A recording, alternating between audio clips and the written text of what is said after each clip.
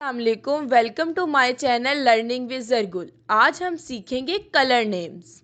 Blue, BLUE blue. Red, RED red. Purple, PURPLE purple. Yellow, YELLOW yellow.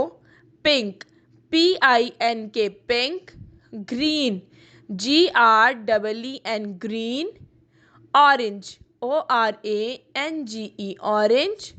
Mustard, MUSTARD mustard.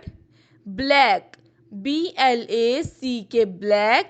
White, WHITE white. Grey, GREY grey. Brown, BROWN brown. Dark green, DARK dark, GREEN green dark green. Indigo, INDIGO indigo. Maroon, MAROON maroon. Golden, GOLDEN golden. Dark blue, DARK dark, BLUE blue dark blue. Silver, SILVER silver.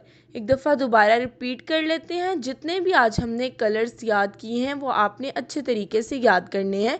Blue, red, purple, yellow, pink, green, orange, mustard, black, white, grey, brown, dark green, Indigo, maroon, golden, dark blue, silver.